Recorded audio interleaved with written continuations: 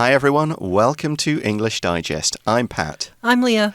And today we're going to talk about the hair color politics in leadership. So an interesting topic, and we've also got the phrase blonde ambition as the kind of catchy title part of it. So Wasn't that a Madonna tour? I think it was. Just trying to think. I've heard that phrase, that collocation of blonde ambition before, but I was trying to figure out where. It could be a Madonna thing, maybe an album or a tour. But yeah, it's certainly a phrase that has a familiar ring to it. So we're going to look at blonde hair. It's yellow hair in brief. We'll explain it a bit more in a moment. So let's read through today's article and find out more about this whole idea. Have you ever seen a dumb blonde meme on Instagram? Or a silly blonde in movies? For ages, blondes have been the subject of stereotypes, often portrayed as less intelligent or more focused on looks than their non-blonde peers. However, the rise of blonde female leaders nowadays is challenging these cliches.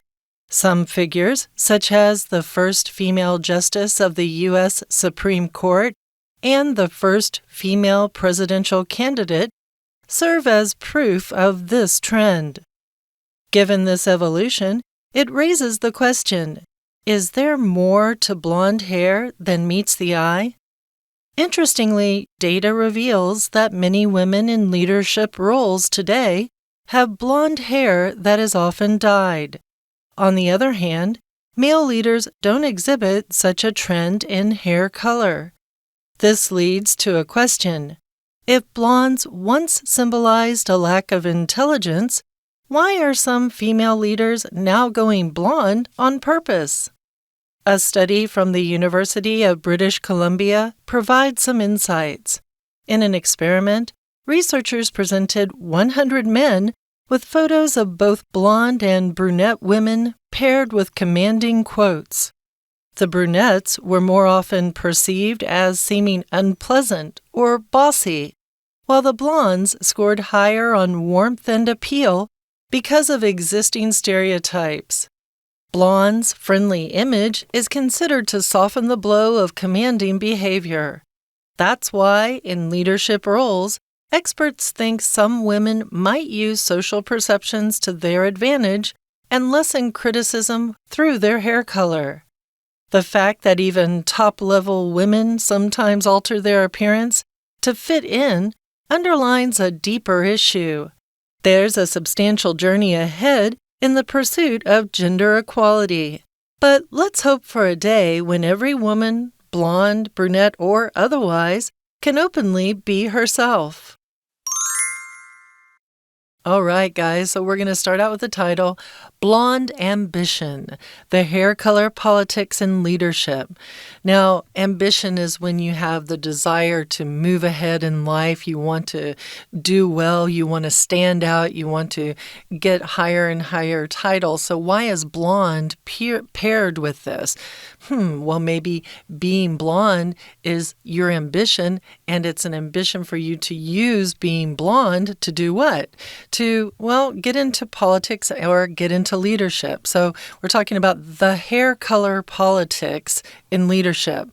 Is it really the case that when you are blonde, you're more likely to be in a leadership position as a female? That's kind of what we're going to be looking at today. The word blonde, of course, means fair-haired. Anything from really, really like pale yellow to through the kind of golden to that kind of dark yellow.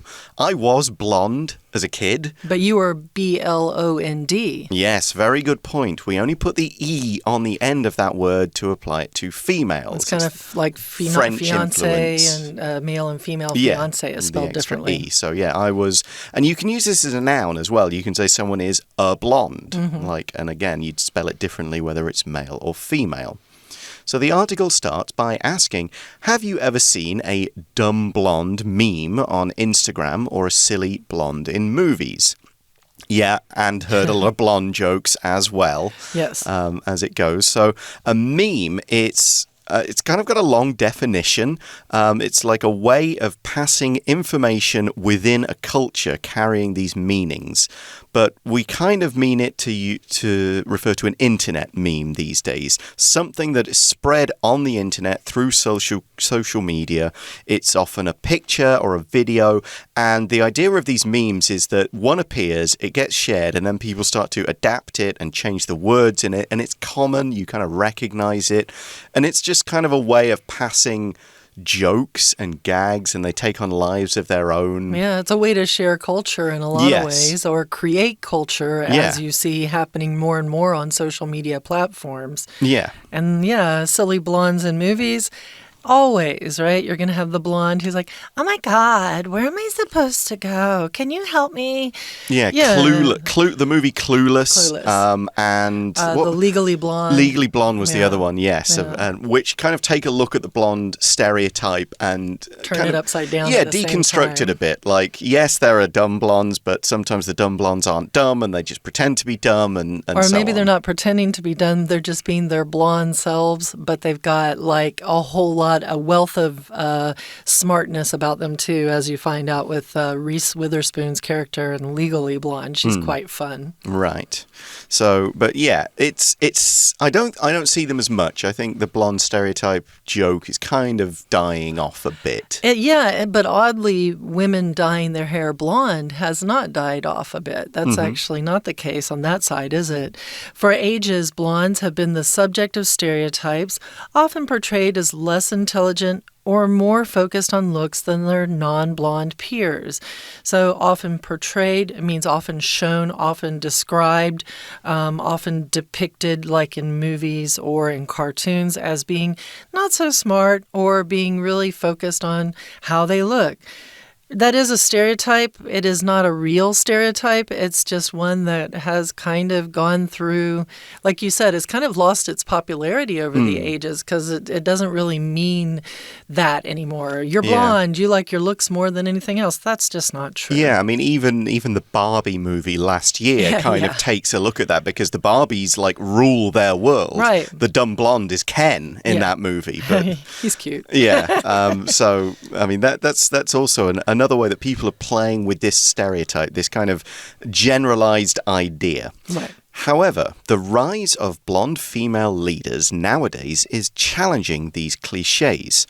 So a cliche is a stereotype or an idea that has gotten used so much that it's kind of become a bad thing. People who see it like, oh, okay, yeah, that's not new at all. That's a really old, tired idea. Yeah, a lot of times an insult would be, that's so cliche, and it just means what you've just said is quite boring or has been overused, and someone's putting you down if they say that. Right, like if you see a drama show and at some point the girl gets knocked on the head and she has amnesia and she can't remember her boyfriend when she wakes up from her coma, that's a cliche. That's been used a lot. Way too much. Yeah, same with a couple in an Asian drama having an argument in a rain.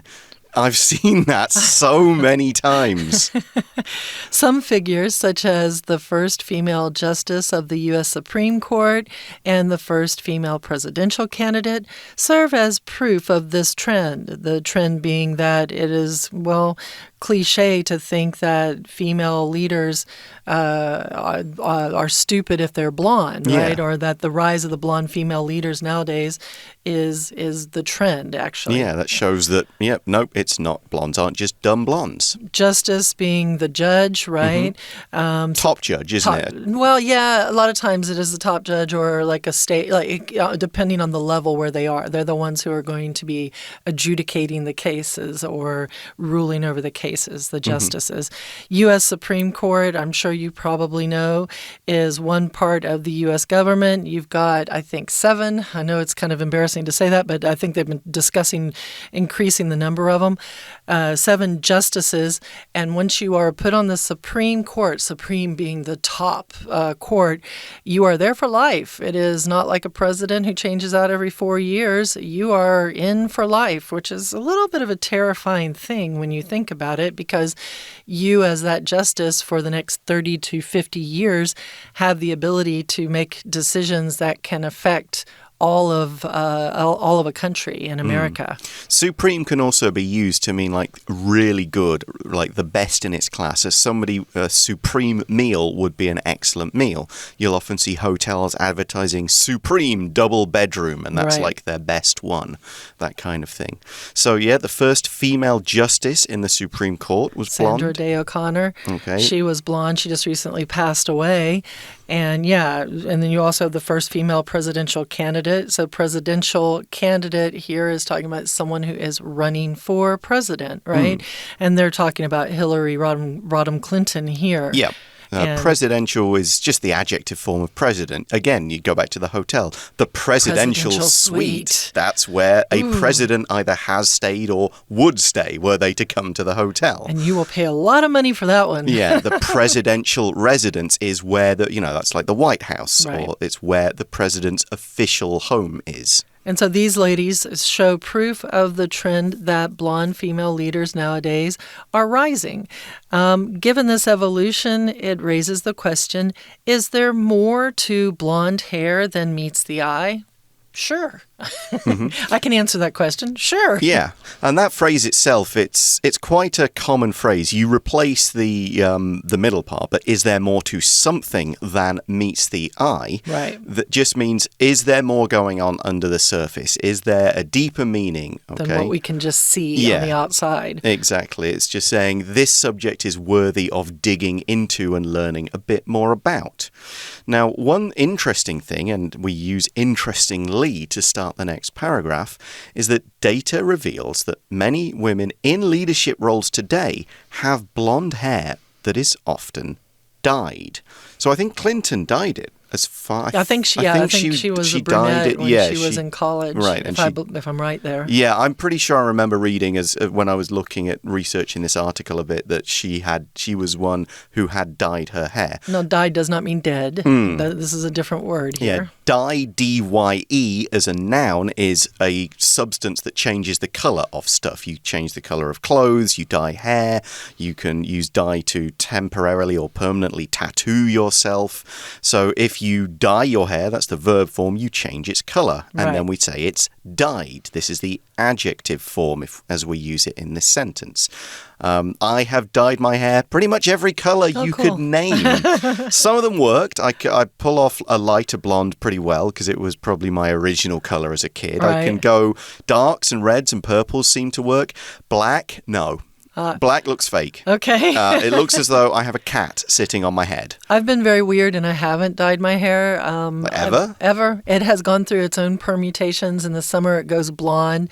Now it goes to a kind of a dark color.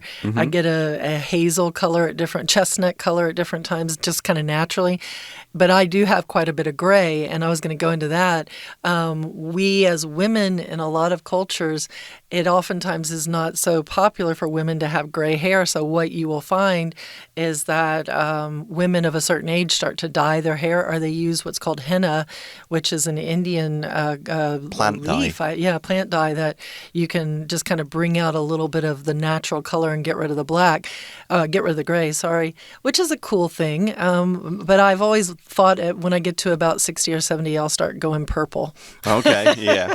And it's almost kind of the other way around in Asian cultures because a lot of the male politicians will dye the gray to make it black so they look younger. I was actually going to point that out too because our next sentence says, on the other hand, male leaders don't exhibit such a trend in hair color. Yeah, they don't dye their hair blonde, but I would say that there are probably a lot of male leaders out there that do dye away their gray. So they get rid of their gray because it makes them look younger and more vibrant, unless they're trying to get a top position and maybe they want the gray to make them look more distinguished or more powerful. Yeah, just wisdom. It's interesting, that one. Yeah, so it's that's the male side, but we're concentrating on the female side here. So this idea that female leaders might dye their hair blonde if they're as a kind of a reason for it. But why? If blondes once symbolized a lack of intelligence, why are some female leaders now going blonde on purpose? To symbolize means to represent something. It's to show something without necessarily saying it out loud. It's a symbol. Blonde used to symbolize not being so smart. That's what we mean by a lack of intelligence. Intelligence is your ability to think, to reason, to remember things, to kind of use old information to sort out new problems. That's what intelligence is. And the stereotype, as we mentioned, is blondes lack intelligence. They're kind of dumb. They're kind of scatterbrained. They're a bit forgetful and superficial. But Maybe that's not what's going on. Right? Yeah, if that's the old stereotype, though, and if blondes are associated with being not quite so smart, why are female leaders now choosing to go blonde? We're going to look at that question in just a moment, but right now we're going to hand over to our Chinese teacher. Hello everyone, 我是派老师。今天讲解的是4月15号 Unit9 Blonde Ambition, The Hair Color Politics in Leadership. 这是一份篇章结构的练习题，介绍的是西方社会政治当中对于金发女性的刻板印象。文章先告诉我们一般人对金发女性有什么偏见，再介绍一项心理实验的结果，让我们看出女性的发色会给人不同的印象，借此解释为什么在西方社会，即使金发可能被误以为是傻白甜，仍然有女性领导者甘于冒着刻板印象的风险，把头发染成金色。好，我们一起来解题吧。不过在正式解题之前，老师要再次跟大家强调，先看一下选项，心里面要有一个粗略的印象，知道哪些句子可以让文章更完整，把这4个选项稍微排个序。有些句子本身是可以提供线索，让我们大概知道说会出现在文章前中后哪个部分。此外，篇章结构最重要的就是回填的句子一定要和前后文的句子连贯，在文意上要承先启后，所以请大家一定要谨记前后连贯、文意通顺这8字真言。好，那我们就一起来看题目吧。请看第一题，文章开头提问，你曾经在 IG 上面看过金发傻白甜的迷因梗图，或者在电影当中看过所谓比较不那么聪明的金发女郎吗？长久以来，金发女性一直是刻板印象的主题，往往被描绘成比非金发的同侪没那么聪明，或者呢比较爱漂亮。接着就是我们第一题的题干，我们先看空格后面的句子，一些人物，比方说美国最高法院第一位女性大法官和第一位女性总统候选人都成为这一趋势的证明。好，我们看到空格后面这一句最后面说serve as proof of this trend， 我们自然会想到这里所谓的 trend 这个趋势到底是什么趋势，所以空格的句子应该就是所谓的趋势 trend， 有别于前面的句子选项 D。 However, the rise of blonde female leaders nowadays is challenging these clichés。 然而如今金发女性领导人的崛起正在挑战这些陈腐的偏见。最高法院女性大法官还有女性总统候选人都是 female leaders 的实际例子，应该就是正确答案，所以第一题正确答案选 D。 好，那看到下面 given this evolution， 考虑到这样的演变，这引出了一个问题，金发是否有超乎表象的内涵，不只是我们眼睛所看到这样。接着请看第二题，第二题在第二段开头提到，有趣的是数据显示当今许多女性领导者金发通常是染的。我们再看空格后的句子，这带出一个问题，如果金发曾经象征不够聪明，为什么有些女性还会刻意染金发？我们可以推测空格的句子应该跟领导人有金发相关。那选项 A 以转折词 on the other hand 开头出现了关键字 male leaders 还有 hair color， 那这里呢就有别于女性领导者，男性在发色上没有类似的趋势。衔接空格后继续探讨为何曾经是不好的刻板印象，一些女性的领导人还是刻意要染成金色，文意连贯而且完整，所以我们第二题选 A。 We'll take a short break and we'll be right back with part 2.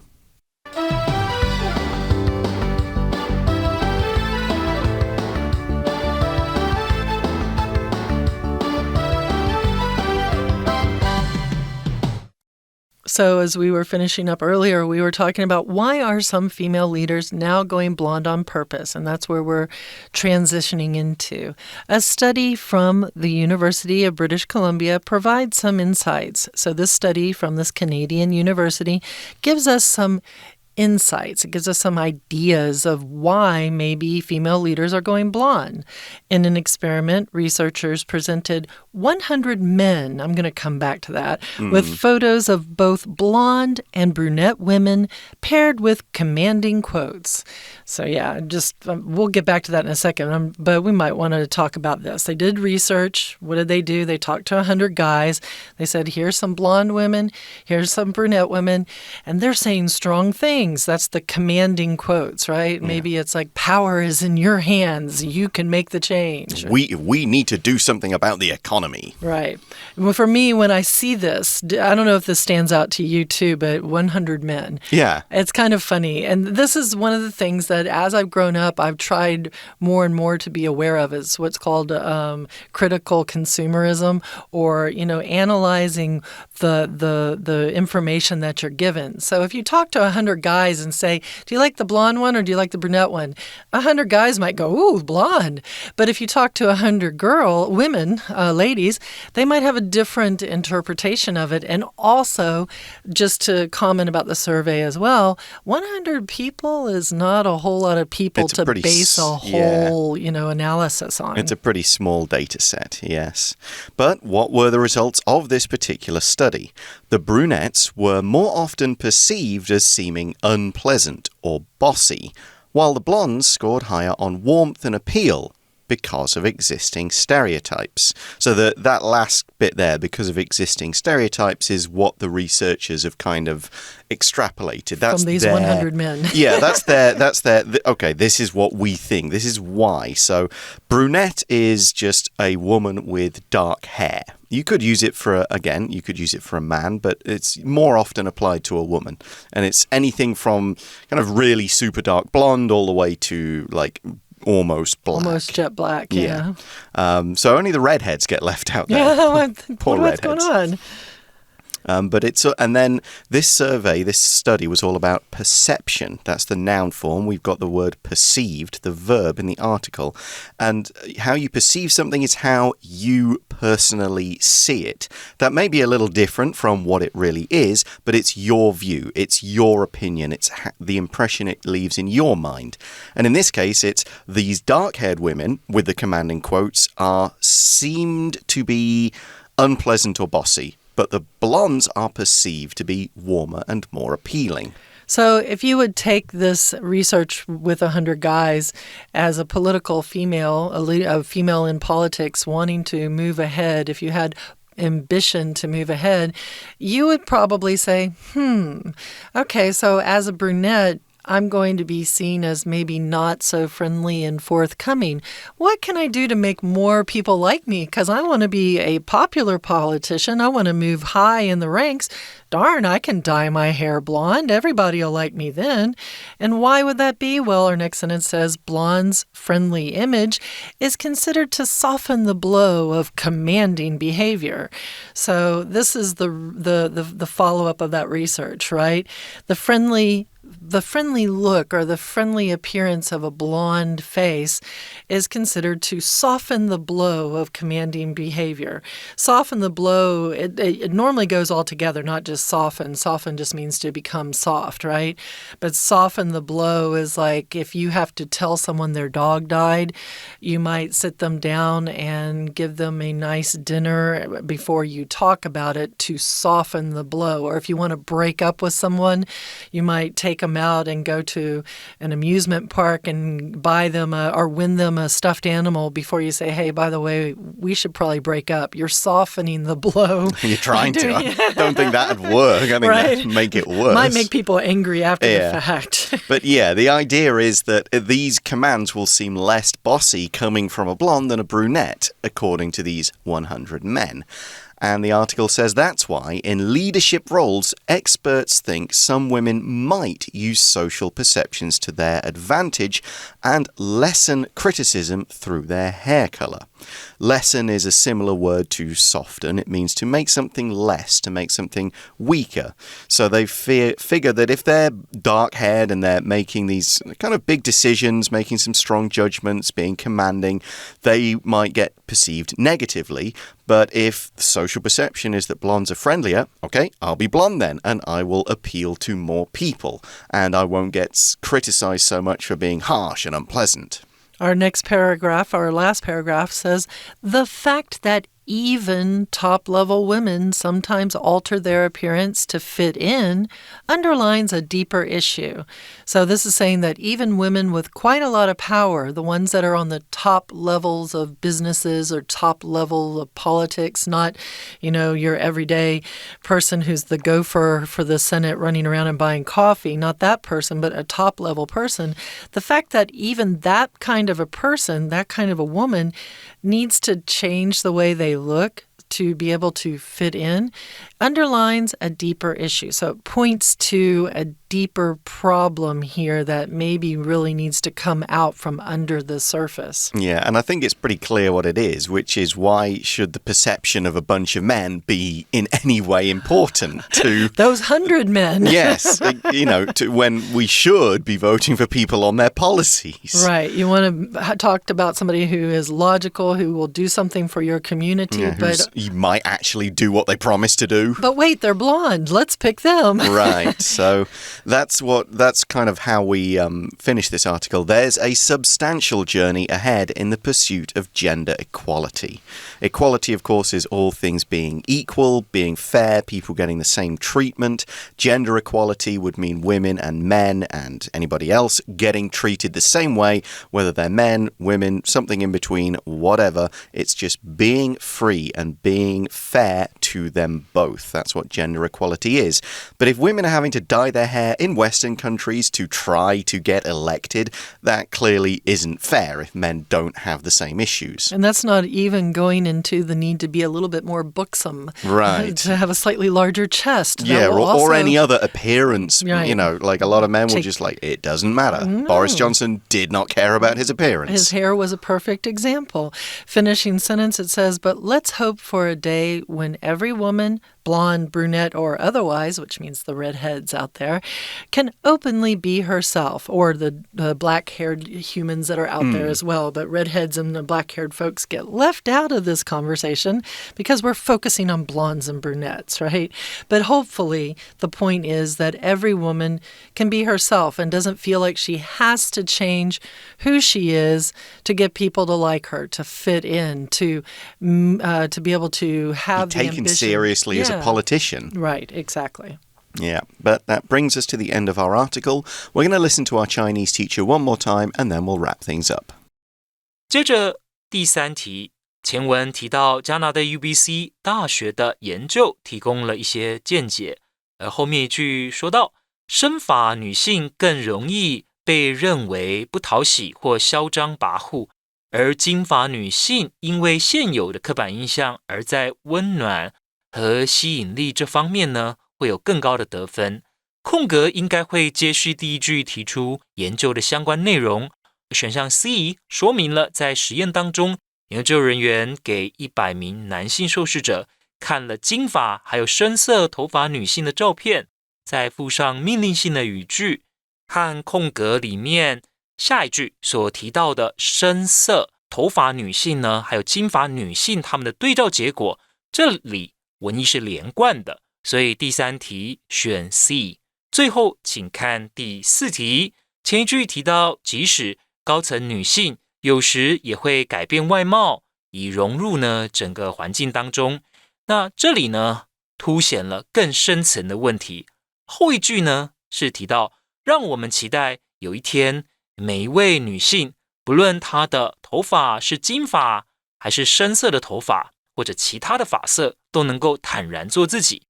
那从前一句我们就可以推到这个空格呢，这个句子应该会接着点出问题到底在哪。所以第四题选 B There's a substantial journey ahead in the pursuit of gender equality. 在追求性别平等的道路上，还有很长的路要走。好，以上是我们对于这篇篇章结构练习题所做的中文讲解，希望同学多多练习，能够更加熟悉答题技巧。谢谢。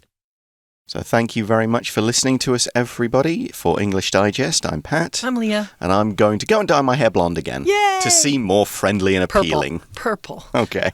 We'll talk to you again soon. Bye-bye. Bye.